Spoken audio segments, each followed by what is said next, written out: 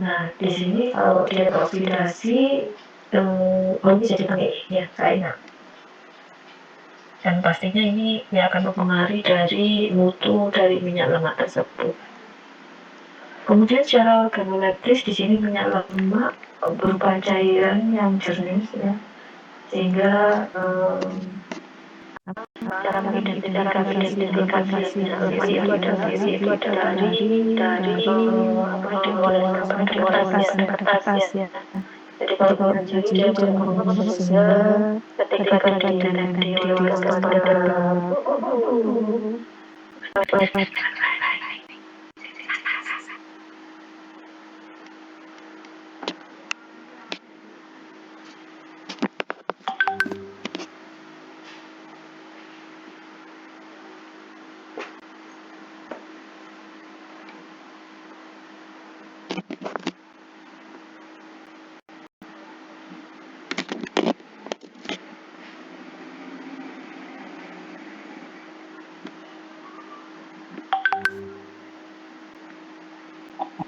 ya, jadi minyak lemak bisa organoleptis dengan cair dan tidak berwarna jernih, sedangkan minyak lemak dia bentuknya padat pada saat dan pada saat suhu titik letaknya pada suhu lumpurnya dia akan bercair dan warnanya harus jernih ya. Kecuali yang lain pada umumnya lemak dan minyak lemak itu larut dalam larut organik ya, koko atau ether.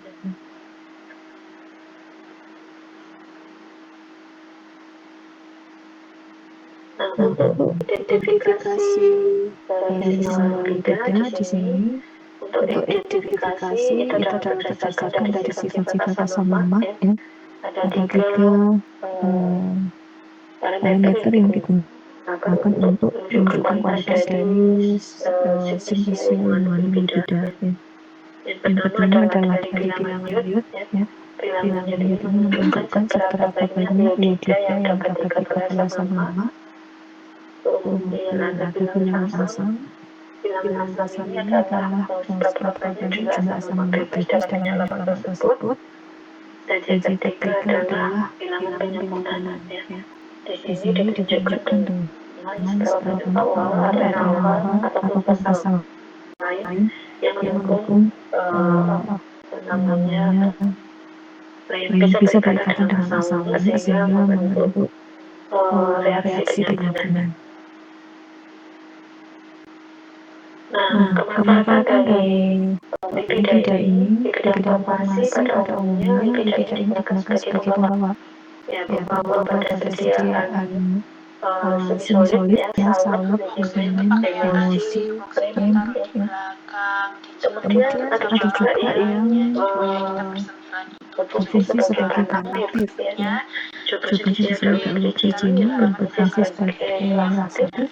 Kemudian ada oligopolis asin yang digunakan sebagai sumber vitamin A ya, vitamin A dan vitamin D. Nah, selain digunakan di bidang farmasi, kemudian senyawa lipida ini dapat digunakan di bidang yang lain yaitu untuk kosmetika, pembuatan sabun, cat, minyak goreng ya. Nah, berikut adalah contoh simplisias seperti apa tanaman-tanaman yang menghasilkan lipida ya. Yang pertama adalah oleomesin atau dikenal dengan minyak jelek ya. Jadi beberapa puluh tahun yang lalu ya, mungkin kalian belum lahir.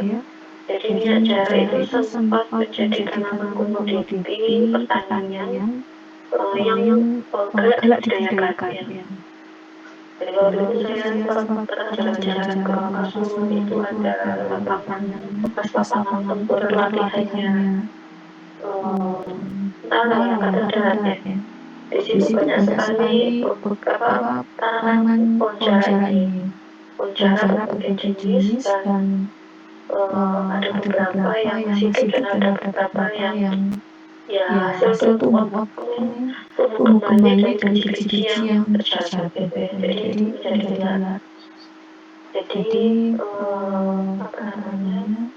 Dulu memang di situ informasinya dibudidayakan menggunakan jarak karena untuk memenuhi produksi biodiesel ya. Jadi mungkin rumahnya daerah Nusa Tenggara juga demikian ya, karena memang tanaman jarak ini dia bisa tumbuh di daerah manapun ya, sehingga di daerah-daerah yang tidak produktif ya itu ditanami dengan tanaman jarak dan akan tadi menghasilkan biji yang nantinya akan digunakan sebagai bahan baku pembuatan biodiesel ya. Nah, untuk pemberian dari olivis ini adalah cairan agak kental, jernih, kemudian mengandung kunyit pucat, hampir tidak berwarna, bau tidak enak, rasa manis agak pedas, larut dalam spektrofoil, asam asetat, dan sebagian larut dalam hidrolektrol. Nah, kandungan utama dari olivis ini adalah gliserida dari asam resinoleat, terutama berupa resinoin, 75%. Kemudian kegunaan dari olivis ini dia digunakan sebagai racun cipta, ya, sebagai bahan aktif, dan juga digunakan sebagai bahan tambahan ya, pada pembuatan sediaan krim, ya, dan sebagai pencucian mesin atau pelumas ya. Jadi seperti yang saya sampaikan tadi, buah biji jarak ini digunakan sebagai biodiesel. Kemudian ada andesinic acid, ini adalah merupakan asam yang diperoleh dari pirolisa asam lisinoleat ya, di mana asam lisinoleat ini adalah senyawa yang diisolasi dari olivis ini, di mana andesinic acid ini berfungsi sebagai anti jamur. Kemudian yang kedua ada oligoproteolis. Oligoproteolis ini diperoleh dari tanaman proton Idiom dan mendapatkan biji proteolis ya. Sehingga diperoleh gliserida asam amoniat paling tinggi 95%. Di mana di sini biji proteolis ini juga mengandung senyawa toksin ya, kalau di jarak tadi senyawa risin, sedangkan kalau di protein ini adalah senyawa protein yang bersifat toksik ya. Nah, kegunaan dari oligoproteolis ini adalah sebagai lafaz yang kuat ya. Yang ketiga ada oleoparasitis atau minyak kacang. Ini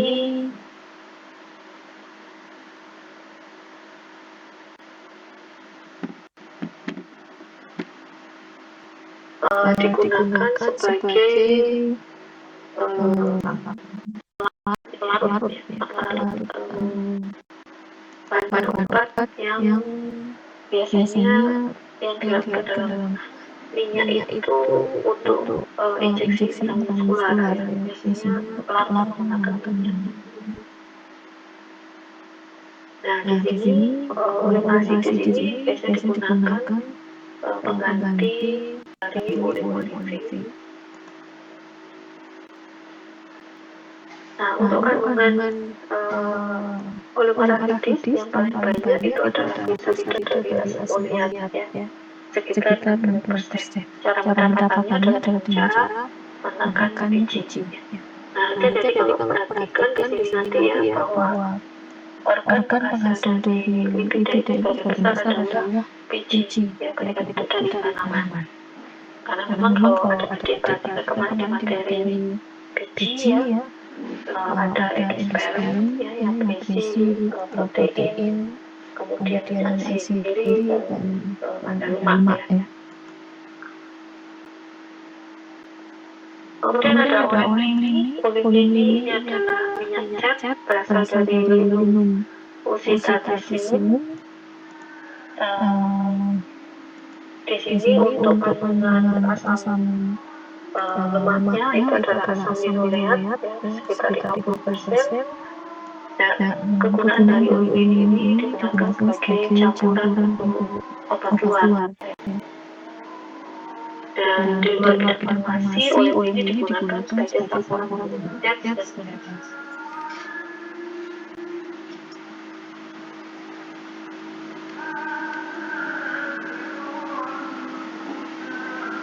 Nah, yang selanjutnya adalah kulit olive atau minyak zaitun. Di sini diperoleh dari Olea auriflorea, di mana tanaman ini banyak tumbuh di daerah Timur Tengah.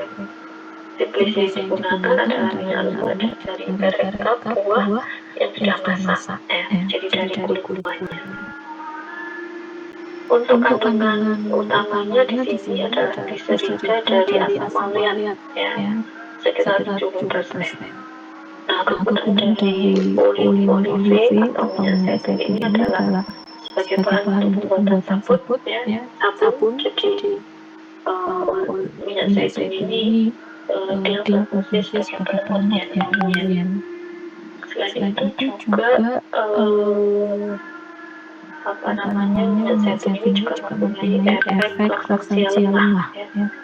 Jika kalau ingin misal susah BAB, daripada berkuak yang orang susah BAB,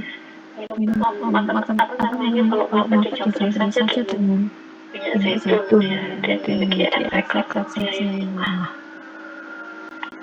Tadi oli di sini tadi itu relaksansi yang kuat. Kemudian ada oli sesame atau minyak wijen yang diperoleh dari tanaman sesame legum, di mana oli sesame ini diperoleh dari pengepresan biji. Dengan kandungan utamanya adalah gliserida dari asam maleat, sekitar 75%. Kegunaannya di bidang farmasi, oli sesame ini digunakan sebagai pelarut injeksi, kemudian juga sebagai emulien, dan memiliki efek relaksansi. Nah, di pasaran oli sesame itu sering dipalsukan atau sebagai ganti jadi kalau misal untuk melakukan injeksi oli sesame itu tidak ada, itu bisa diganti dengan minyak biji kapas. Cuma karena dia biasanya digunakan sebagai pengganti oli sesame, akhirnya di pasaran seringkali dipalsukan. Tulisannya oli sesame, tapi isinya adalah oli biji kapas. Dan yang selanjutnya adalah oli yang ambil larut. Jadi oli yang ambil larut ini adalah minyak almond, biji almond, di mana di sini tanaman asalnya adalah bulu sawit dani. Ada dua varietas dari tanaman ini, ada varietas dosis dan varietas pengarang. Untuk varietas marang, jadi untuk yang varietas marang itu memiliki glukosidada adrenalin yang rasanya sangat pahit, dibandingkan dengan varietas dosis. Dan secara ukuran varietas dosis itu sedikit lebih besar dibandingkan varietas marang.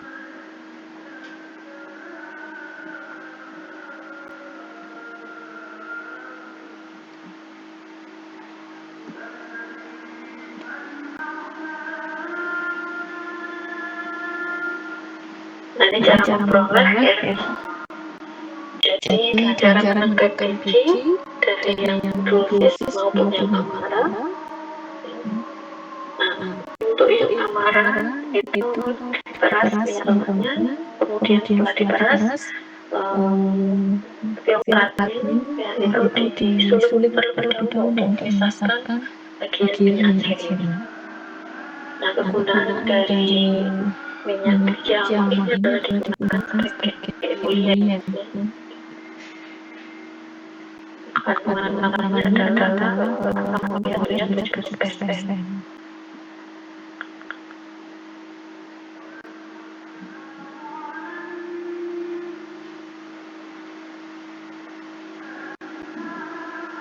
Selanjutnya adalah minyak biji kapas, Oleum geoscipius.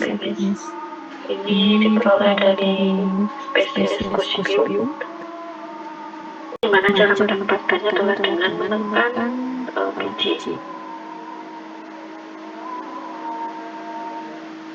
Kandungan utamanya di sini adalah asam linoleat. Kegunaannya adalah sebagai pelarut injeksi pengganti dari ulinsusami. Dan yang selanjutnya adalah minyak kedelai. Ya. Ini digunakan sebagai sumber protein abadi. Ya. Kandungan utamanya adalah gliserida asam linoleat. Minyak biji kedelai ini juga digunakan untuk industri cat dan fetish. Ya. Dan ada oleh kokos, minyak kelapa dari kokos nusifera. Ini kandungan utamanya adalah dari asam laurat. Nah, untuk minyak kelapa ini terbagi menjadi dua ya berdasarkan dari proses pembuatannya. VCO, virgin coconut oil, dan ada mineral kalpa biasa. Jadi kalau virgin coconut oil itu adalah dengan cara memeras atau mengambil minyaknya dengan proses suhu yang rendah. Ya. Sedangkan kalau minyak kelapa itu dengan cara proses pemanasan tinggi. Ya. Dan biasanya digunakan sebagai di bidang farmasi ini adalah yang VCO. Dan yang selanjutnya adalah oleh medis, minyak jagung. Jadi diperoleh dari biji jagung ya, dimana kandungan utamanya adalah gliserida asam linoleat. Penggunaannya adalah sebagai pelarut injeksi. Kemudian ada oligopolisasemi atau minyak ikan. Di sini diperoleh dari hati ikan ya. Jadi ikan-ikan ini hidupnya ada di kutub ya, kalau kita lihat lokasi ada di kutub utara ya. Di mana di sini pada awal dunia pandemi ikan-ikan itu akan mendatangi pantai dan bertelur. Nah, pada saat inilah ikan itu ditangkap dan diambil bagian hatinya ya. Kemudian dibersihkan, dimasukkan ke dalam panci, lalu dialiri uapnya. Dan kemudian minyak yang meluap lalu dipisahkan. Nah, minyak yang diperoleh disebut sebagai coconut oil ya, minyak hati. Minyak hati yang karena masih kasar ya, itu dibekukan ya, jadi didinginkan sampai suhu 5 derajat untuk mengambil stearinnya. Nah, stearin ini yang kemudian bisa digunakan sebagai ampas ya. Sedangkan minyaknya yang cair itu yang digunakan sebagai sumber vitamin A dan vitamin D ya.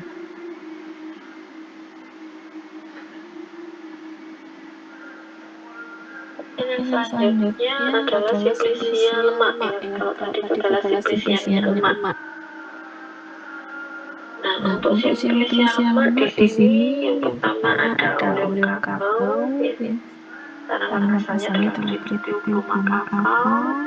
Untuk kandungan utamanya adalah asam oleat. Nah, kemanfaatan dari minyak kelapa ini adalah sebagai basis suppositoria dan juga digunakan bahan pengikat dari pil ya. Khususnya untuk bahan-bahan aktif yang pada proses pembuatan tidak boleh ada air karena nanti akan menyebabkan terjadinya reaksi oksidasi ya, reaksi redoks ya, sehingga senyawanya akan lebih mudah teroksidasi. Sehingga tidak boleh ada air dalam proses pembuatannya, sehingga untuk bahan pengikatnya itu menggunakan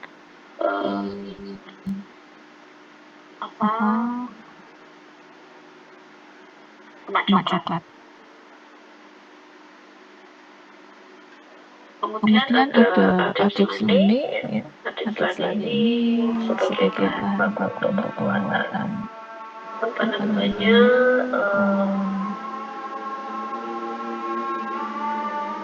pasir salep ya, pasir salep. Di mana adik ini diperoleh dari domba ya. Jadi minyak ini diperoleh dari kuku domba yang kemudian diekstraksi dengan menggunakan pupuk organik. Kandungan utamanya adalah ester dari kolesterol dan isokolesterol. Dia kegunaannya sebagai basis salep ya, basis sediaan semi-solid ya. Nah, dari adipsan ini ada sediaan yang disebut dengan lanolin, di mana di sini ada komponen aquatis sebanyak 20%. Kemudian ada adep suillus, adep suillus ini berasal dari sus conifera yang diperoleh dari ginjal dan lapisan perut ya. Di mana di sini jaringan lemak dipotong-potong, dibersihkan dari membran dan pembuluh darahnya yang kemudian dicuci dan dilelehkan dengan sapi kecil dan disaring ya. Nah, kandungan utamanya adalah asam folia. Nah, untuk adep suillus ini tidak digunakan ya di Indonesia karena bagian besar penduduk adalah beragama Muslim ya. Apalagi sekarang sudah ada ketentuan dari pemerintah bahwa semua obat yang beredar itu harus memiliki sertifikat halal ya. Sehingga pasti ada virus ini tidak digunakan. Nah, selanjutnya adalah lilin ya. Lilin ini merupakan ekstrak dari asam lemak yang lantai panjang ya. Di mana kandungannya adalah gagal gliserol ya. Contohnya di sini adalah spermaceti, beeswax, dan camphor.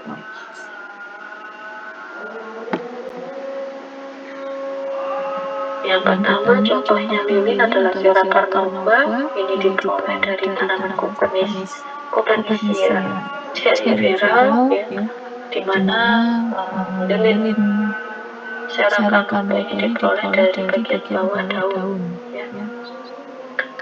Kandungan utamanya adalah ester dimethyl kegunaannya ya sebagai basis salep ya, kemudian polisin tablet untuk kosmetika ya. Lilin bisa digunakan untuk kosmetika ya, untuk lipstick ya, untuk lilin ya, karena memang dia bentuknya lebih padat ya. Kemudian yang kedua ada cetaceum ya. Cetaceum atau spermaceti ini dibuat dari hewan ya, tanaman-tanaman. Nama hewannya adalah Caesater macropalus ya. Di mana lilin ini diperoleh dari rongga kepala bagian atas ikan ya. Jadi di bagian atas atau tengkoraknya itu terdapat larutan lemak yang menghasilkan minyak lemak dan lain-lain. Jadi cara memperolehnya, larutan lemak diambil dari rongga kepala, dikumpulkan, kemudian didinginkan. Ya, dia akan membentuk padatan berwarna kekuningan. Kemudian dimasukkan ke dalam kantong, ya, kantong kain dan diperas. Nah, filtrate itu adalah minyak lemak, sedangkan yang tertinggal dalam kantong itu adalah lilin yang disebut dengan cetaceum atau spermaceti. Di mana kandungan utamanya adalah sel laurat ya, dengan asam amlat. Kegunaannya sebagai basis salep dan kosmetika. Dan yang selanjutnya ada Sera flava ya, atau alam kuning. Ini diperoleh dari Apis mellifera ya.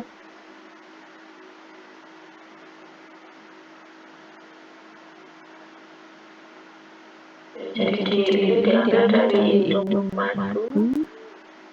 Setelah diambil madunya dilelehkan dalam panas dan didinginkan, kemudian dipisahkan. Dengan cara melelehkan kembali disaring dengan kain dan selanjutnya dibiarkan membungkuk. Kandungan utamanya adalah ester metilsulfitat. Kegunaannya adalah sebagai basis salep dan juga sebagai apa namanya untuk memoles lapisan ini ya, lapisan kain supaya kaku ya. Jadi kalian cari batik ya. Jilbab itu kan kaku karena ini ada lapisan ini. Kalau sudah dicuci sering, akhirnya lilin hilang, jadi lemes. Nggak kaku lagi. Mungkin ada sel alba. Sel alba ini adalah dari sel lava yang diputihkan, sehingga ingat kalau di podcast untuk sediaan salep mata tidak boleh menggunakan era laba, yang digunakan adalah sera lava. Itu untuk materi lipida ya. Ini adalah contoh yang membantu di ringkasan supaya nanti mudah dalam belajarnya. Sekarang saya lanjutkan untuk materi yang kedua, yaitu tentang protein enzim. Ya, jadi mungkin definisi terkait dengan protein ini tidak saya banyak bahas ya. Ini juga mungkin sudah dapat di videonya. Saya mungkin bisa langsung masuk ke contoh-contoh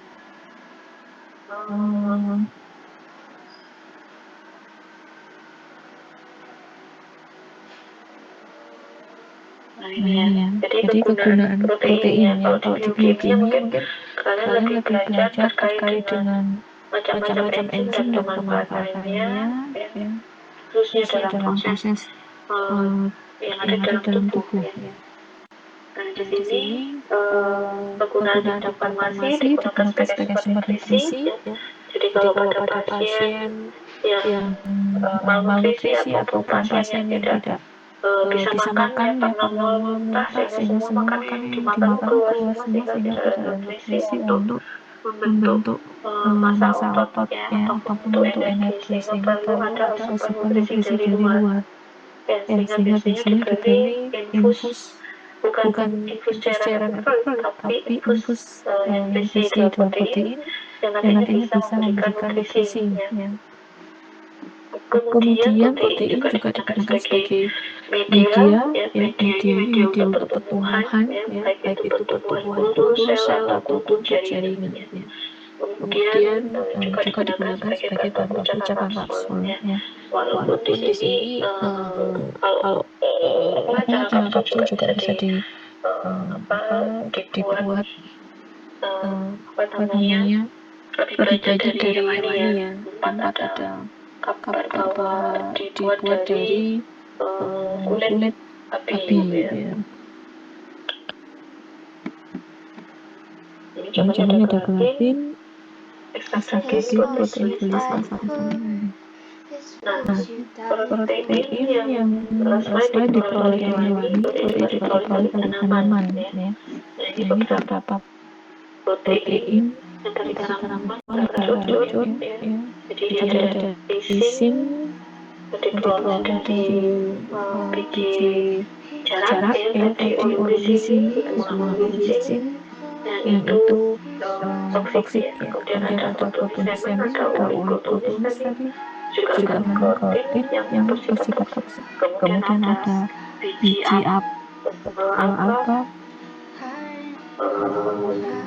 abdi semen ya, ini juga mengandung aktin.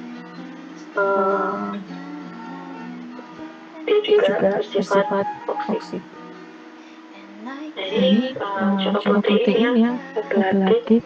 Ini adalah hasil hidrolisis kolagen dari kulit ataupun jaringan ikat yang teroleh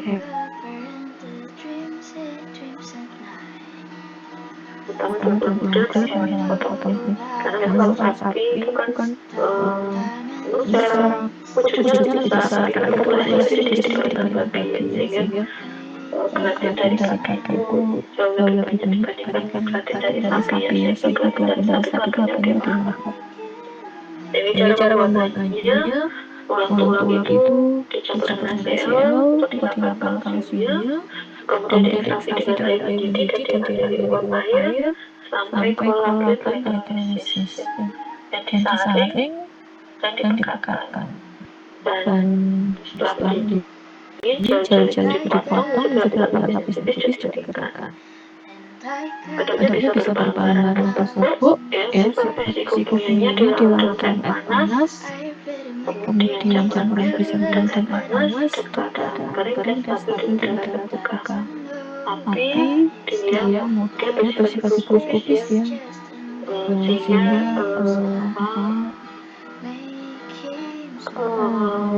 penyimpanannya harus pada kondisi wadah tetap rapat, kedap ya, tidak boleh ada uap udara karena nanti dia bisa menyerap udara yang menyebabkan rusak ya. Jadi kalau dalam bentuk serbuk ya dia kan gumpal. Kegunaannya untuk pembuatan cairan kapsul, ya, coating tablet, basis suppositoria, sebagai emulgator, spelling agent, dan sebagai sumber nutrisi. Dan gelatin juga digunakan sebagai lokal elastatif pada operasi ya. Dan dalam bentuk spons bisa untuk menyerap darah yang keluar pada saat proses operasi. Kemudian dia juga ada dalam bentuk film yang digunakan untuk infus atau pada mata. Kemudian gelatin juga sebagai bahan untuk pembuatan benang suntik ya. Jadi kalau ada luka terbuka bisa menggunakan benang gelatin ya, sehingga waktu dilepas dia akan jadi kulit ya. Kemudian ada levodopa ya, levodopa ini adalah merupakan asam amino dari biji faba atau dikenal dengan faba beans, digunakan untuk pengobatan Parkinson. Nah itu tadi adalah contoh untuk protein ya.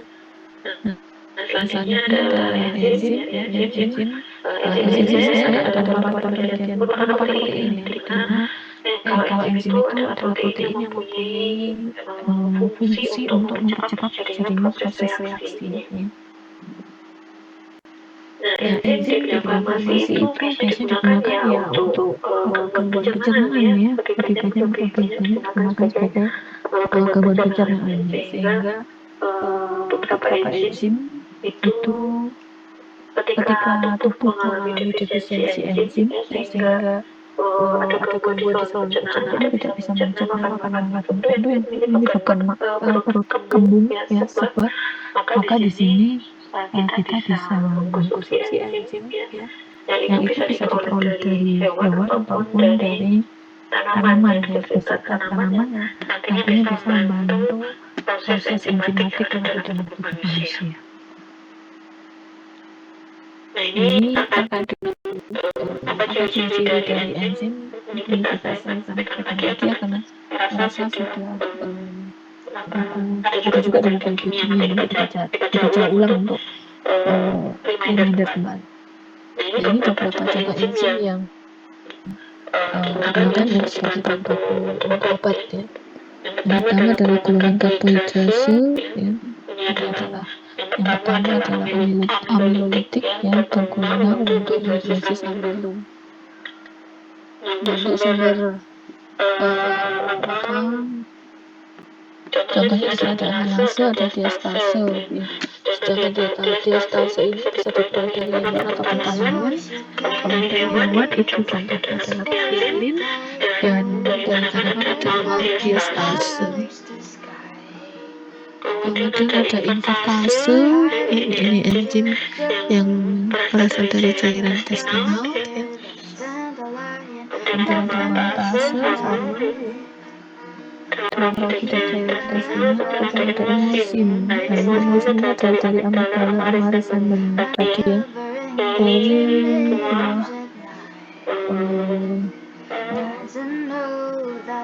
diamond ya, varietas Semarang. Kemudian ada mirosin dan ada enzimase. Kemudian ada golongan enzim esterase, ada lipase, lauratola, ada ektase, membantu mencerna lemak, ada steatsin, membantu pencernaan lemak, kemudian ada urease yang mengeluarkan katakan amida. Kemudian ada golongan enzim proteolitis, ya. Enzim proteolitis ini memecah protein. Jadi di sini ada pepsin, ada tripsin, ya. Kemudian ada lepsin, ada renin, ada papain, tenzim, dan lain-lain. Jadi untuk papain, tenzim, dan vanilin ini diperoleh dari tanaman. Ya. Kalau papain dari getah papaya, tenzim dari tanaman fikus, ya. Kemudian ada vanilin dari nanas. Kemudian ada golongan enzim oksidase, ada peroksidase, ada bromin, ada sinase. Ya. Ini pembagian enzim berdasarkan kegunaan informasi, berbagai macam-macam enzim, ya, berdasarkan dari fungsinya. Kalau ini berdasarkan kegunaannya, ya. Yang pertama sebagai enzim pencernaan.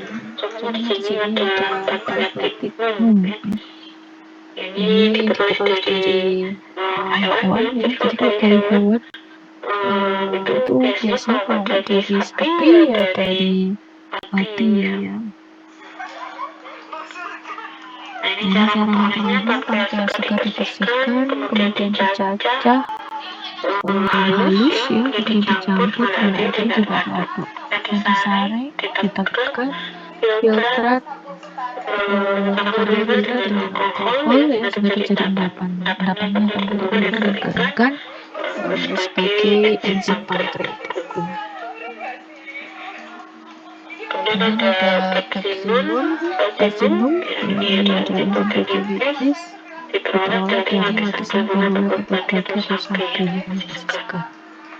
Cara memperolehnya, lapisan membran mukosa dari kulit bersih, kemudian bermodal halus dan campuran NaCl sampai membrannya larut, kemudian lalu dilegalkan dengan basah dan disaring. Juga diuapkan dengan vakum sampai diperoleh cairan yang berwarna seperti sirup. Kemudian cairan dioleskan pada plat dan dikeringkan pada suhu dari 40 derajat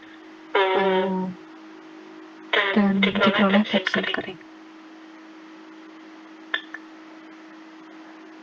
Dan ada papain terdiri dari tanaman. Cara mendapatkannya adalah buah yang masih muda dimekai, kemudian batang yang keluar ditampung, ya, dan dibiarkan menguap sehingga diperoleh granula-granula getah yang kering, ya. Untuk pemurniannya cara melarutkan dalam air dan diendapkan dengan alkohol. Endapannya dikeringkan dan siap sebagai enzim papain. Halo, Waalaikumsalam Mbak Sum. Apa kabar Mbak Sum? Kemudian ada fisin diperoleh dari tanaman Ficus lauriconia, ya. Ini diperoleh dengan membuat goresan pada batang, kemudian ditampung dan disaring dan dikeringkan. Nah, fisin ini digunakan sebagai obat cacing, ya. Dan di musim panas, fisin ini juga digunakan sebagai pembuat daging yang sama seperti tadi, ya, enzim papain, kemudian bromelain itu sama, ya, karena dia memang proteolitik, ya, sehingga dia bisa digunakan untuk menggunakan daging. Ada bromelain, ini adalah dari nanas.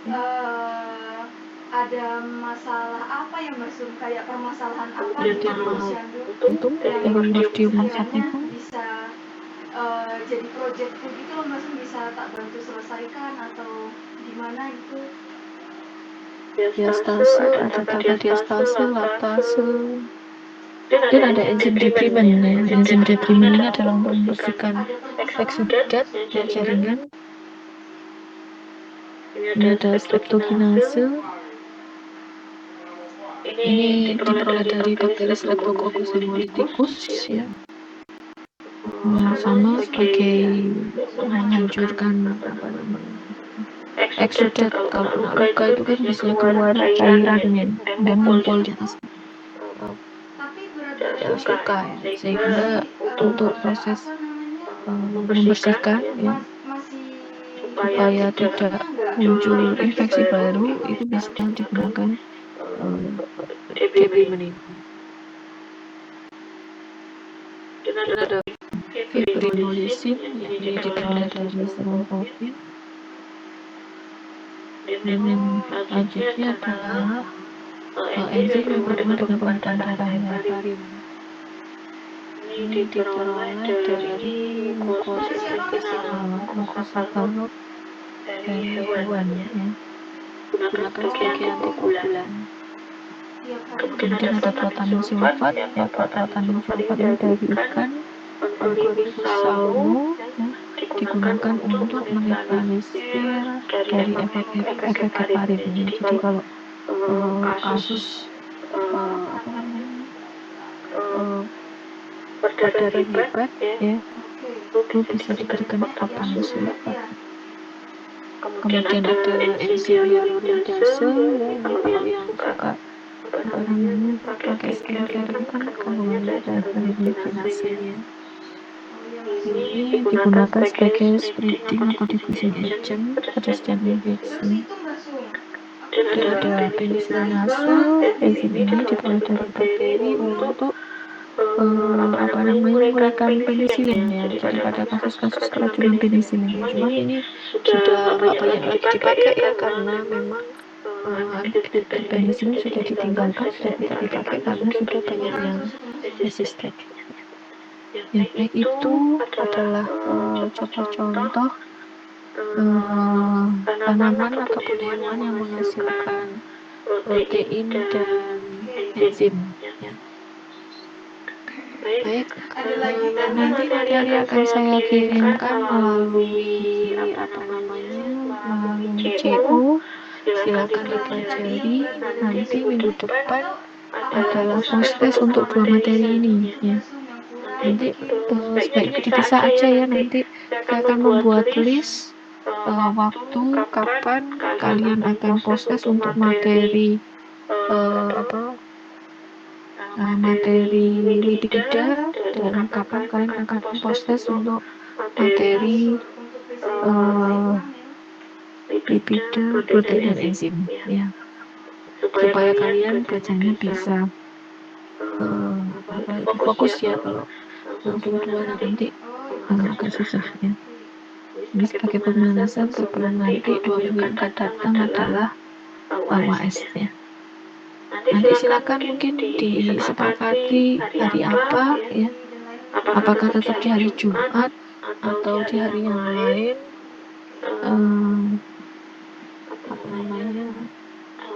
Silakan nanti disampaikan melalui GO. Kalau bisa di hari yang sama ya. Jadi misal untuk materi lipida hari Selasa, tapi ini berlaku untuk semua kelas ya. Semua kelas dari Selasa cuma beda jam, atau di jam yang sama juga nggak apa-apa, malah enak ya. Kemudian untuk materi protein enzim misal di hari Kamisnya ya, jadi silakan nanti bisa disepakati semua kelas untuk harinya dan tanggalnya. Nanti bisa membuat list di grup CO gitu ya. Baik, saya rasa cukup untuk pertemuan pada malam hari ini. Terima kasih atas perhatiannya. Semoga diberi kemudahan untuk UAS ya, dan sampai ketemu di semester depan. Baik, terima kasih. Saya akhiri. Wassalamualaikum warahmatullahi wabarakatuh.